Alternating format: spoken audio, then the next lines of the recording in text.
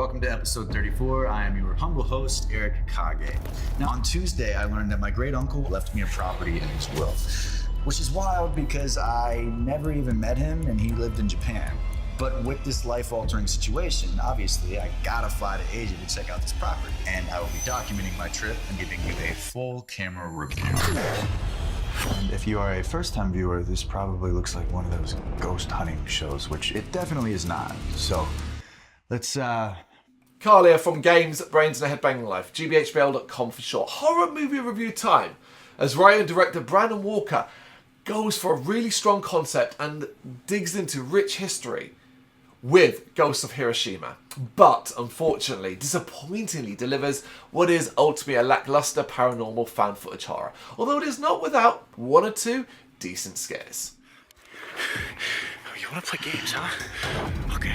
He's got Yoshio upstairs, hanging out like he owns the place. That kid is weird, okay? Hey, it sounds like you saw a ghost. I'm sorry about your little neighbor. He seemed pretty harmless, though. I wonder what caused this. I swear I'm not losing my mind, guys. Something about this house feels very, very wrong. Eric, played by Robert Palmer Watkins, is an online vlogger and camera equipment reviewer who has been looking for some direction in his life.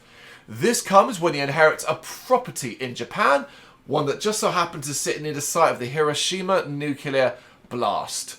His fears of remaining radiation are assailed by the real estate agent Nori, played by Ashley Park, and he's quick to agree to the caveat that he has to occupy the house for 24 hours to make the transfer legal. It's a chance, in his eyes, for him to get footage for his show, review his current camera setup, begin to experience the Japanese lifestyle and learn more about the house and the area's history. It is a solid setup, particularly as this is a history. This house's history and the area's history is shrouded in darkness, misery, and real-life horror, which, when blended with Eric's own difficult past and personal issues, means it's probably going to be a long night for the man.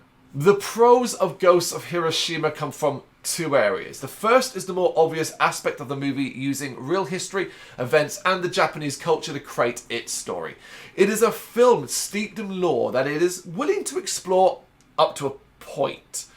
The second is the main character of Eric. He's likeable and relatable, but also well acted by Robert Palmer Watkins. I don't really have any complaints about his performance, particularly as so much of it is just him. As the movie advances, the isolation and clear wrongness, I think that's the word you'd want to use, of the location starts to get to him. And through the lens of his camera setup, we see it. Sometimes, and really well done, way before Eric does. That is an interesting idea. It does result in some well done fright. Sometimes you're like, oh, there's something there in the corner, but because of how he's holding the camera, because of what he's doing, he doesn't see it. He wouldn't see it until he played back the footage. Unfortunately, as Ghosts of Hiroshima goes on, it starts to slip into really familiar territory. It begins to lose its initial justification for the found footage elements. It also doesn't pay off some important ideas, has a really lengthy dialogue-heavy section that starts to bore and ends in unsatisfying fashion.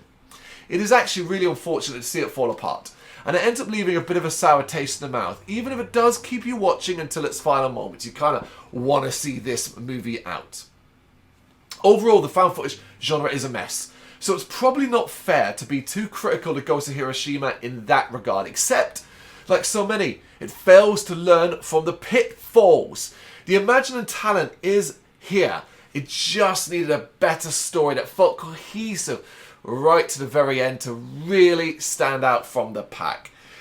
Overall, though, I think this is maybe worth a watch, maybe worth a go, particularly if, like me, you're kind of sick to death of found footage horrors, paranormal found footage horrors too.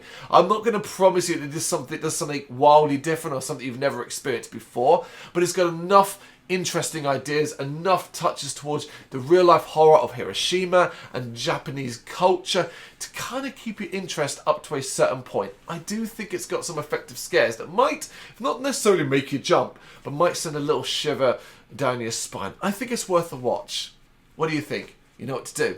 Let me know in the comments. Thank you very much for watching. If you liked what you saw, please help us out by giving us a thumbs up and hitting that subscribe button. If you really liked what you saw, consider donating to keep the website and channel running by buying us a coffee via our coffee page or picking up some merch from our Big Cartel store. You can check us out on gbhbl.com as well as via our social media, Facebook, Instagram and Twitter, as well as listen to our interviews via SoundCloud, Apple Music and Spotify. Just search for GBHBL. Games, horror and heavy metal. What else is life for?